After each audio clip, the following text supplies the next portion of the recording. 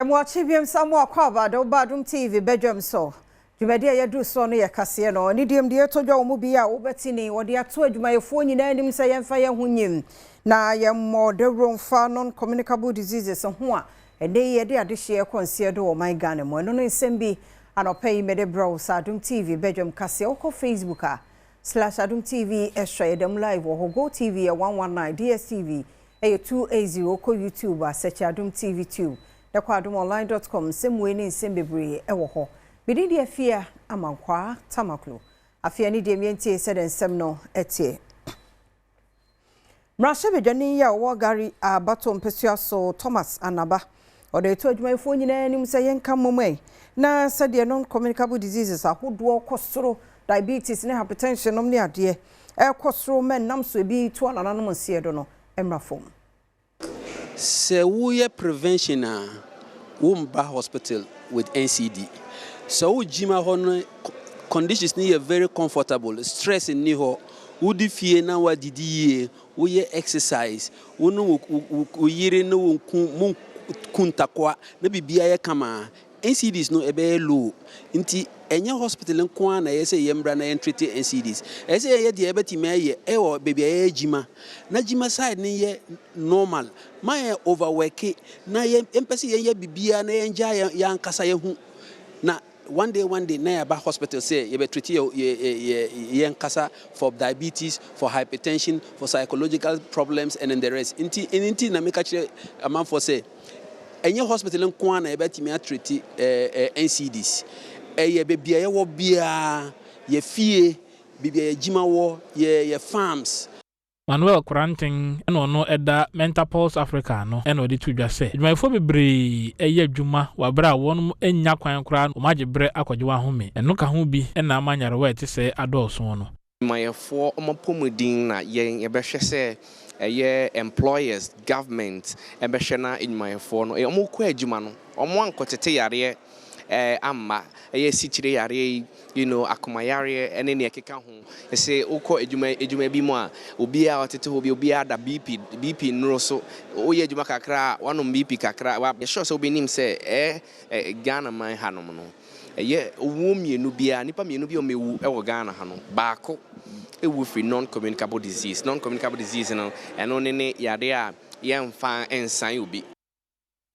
Also for our gender, children and social protection, so Doctprs now Momolati say a 98 payments Emma livelihood empowerment against poverty a leap no e be chase nyame yadoma na ochi be shen emu onhwe ni mo say enipa be say 1.5 million and e be nyamfa so ewum 98 payment cycle na before I be payment cycle no she share any business say all stakeholders and now omo a dwumedie ifa omo ho nyina no obia benya ntiase ana obenya information on nhihye a ye di ato ho ye se ye ba na se efie ba ko mo nipa no eye ba ko a fidua ba ko ebenya 320 Ghana cedis say nipa miensa obenya 440 Ghana cedis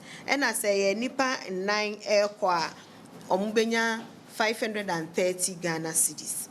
Also for our no hwe nkwada hu yedi ensem eso Dr. Agnes na Momolati ade atudwa se efa na ye lip esikatua no so manfo bia nya ohaw bia womo enhwe se womo ebe fresa telephone number C0303969399. Most of them work caregivers. Into caregivers no come ho ba and say ababaawa anase abrantie na okom ho ba no ono na sika no ekọ ne ho but it is for nia bia oye bed reading nti san hihye no na ewo ho nti hu na wonya concrete evidence say sika ne nko ne yi a numbers na media to game no mesremo na montwe ya sonkoso we will take immediate action. Tamale eye meya owo ho ya bu takora Ene wodi atoja kire mu se de nso ho aye den wo ho na ban ne mpanifo se woni die mu yemra na yemo. Take the water, Chile, the northern region, especially Tamale Metro. We used to have a place called Dalam where the pumping station was. And for almost 50 years now, the machines that were installed in that place is still the same machine that we use. When it was taking care of about 11 million population. Now the population has doubled to 28 million. And this old machine is still supplying the people of Tamale water. So as a result of that, the Ghana Water Company do ration. If they give a particular areas for this day, then they close the taps and move to another area. But this time around, the rationing system is very bad in such a way that it can take an area for almost 6 months or even more than that. Water will not run through the taps. So that is the challenge that we have currently. Secondly, Mrashe Bejani Blay, Yamiche Amanso, and Esra Bay, Tichuni Mampeni, said, and Washa, Wesha, Womo, so better. Now, secondly, markets and obe page more amanagina bia a chrono, and idiostre, Abai Mayamon. Yade, sorry, and a pa, we bufum, Yampataka sa, ya one with Sekuno Gom, Webu. After Yansa Tebina. Store so wa but one for one camera so one chair ni na wa say the man e go noti but no so kasina la o wa ha ojian no ane na no so wegbu egu fomi enti mi gina igwafo wana name ma me na ade no obu igu no di nyimpa ko sisi ya ahwe no nkwa Yabato Tasre, Yam Papa, John Dramani Mahama, His Excellency. Yenyim de honor de Oyano Kofo, Yenyim de Oka, oh yeah.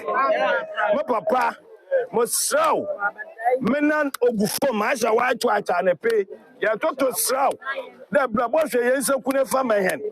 Yensa Kuna Gwe, Yatoto Srow, I want to hear out to Fortson, Moto to Srow.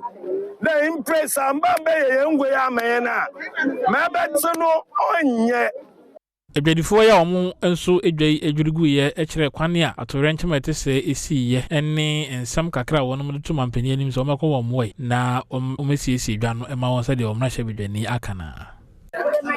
Abana mesane de nam na yinyi skanti ekwenyi krifu nti sisi ye wa ye de wanam ne wonto nti ne nya agujado nti wanye pete menya mbotane ye nya bi ya da hwe ye mba yeso mampene de yeso im na gwewebu yim na wa dem shiska kasna obeye nti ya pa na chaw owo me yi ndua ne men na hwe awie pete bi na obobbo mbo men na yente na asna me ye bi hwe hwe na namu yeso de yensayem Nani adroba 4 year war kojoku ewo gomwa is mensimu mfimfi mantemu buafu Mrashe Bejani fi so obehye wombo sa wo mo kwana ada na chese wo no be ya ma wo bepem sabre wonye ensama wo ka eni MP yeto abamanu bia okwa ye hunu bio owo nkrofo ha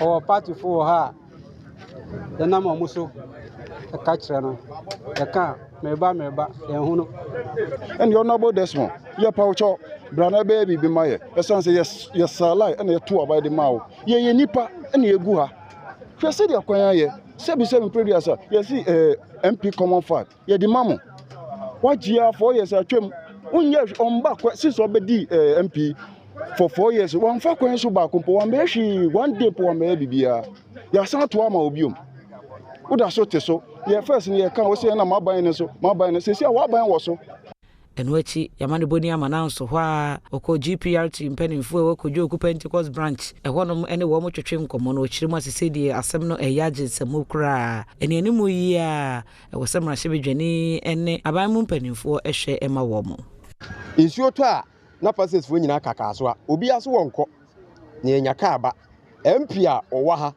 Honorable Desmond yɛkasa as one tie but abatoɔ deɛ no waba sɛ yɛnto abama no yɛato ama no ma na wieni but enipa ne yɛwɔ ha no ntimanfoɔ ne yɛto aba no ma no ɔndwere yɛ ho sie ɔmo ana ɔmo hwɛ yɛ plead na yɛ plead ma ɔmo no ɔmo bɔmbɔre ana ɔmo hwɛ kwan ma especially parliamentarian area Honorable Desmond ɔno so yes no ɔno so ɔntie yɛ kasa no ɔntie ma yɛ Ora Angel Kabonu, your president, ma National Association of Graduate Teachers, NAGRAT, and Walker says it's the same podie, Galamsey no way. Professionals in England won't want you more, a teacher for ne, you see a doctor for in our crowd won't want you Galamsey the Munti, baby, I do not know anything, Nichimu, any. More assess more contribution towards Ghana education. Maybe I'm the kwazu. Maybe I'm the kwazu.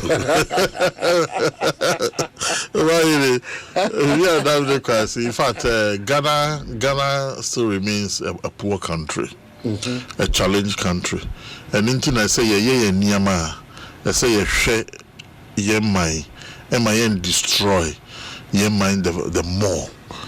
I mind to say Ghana na ya say bibia to the extent say in sukra a fundamental livelihood cry ya say no. And you see they be in fact teachers look let me admit teacher for Galamsey teacher for oh come on teacher for nurse for doctors presenters I tell young teachers now omutra dey were western region eastern region acquire bibi to say investment so be to me could take loan be 20,000 no they are question hey yes nobody can say media me professional ye hu son nobody. And you see, I may be to say a combina about a share at yes, to the extent say, Obia ni fee a team a man to or papa for say, Yambu Dino, Nanko baby fufu, Galamsey.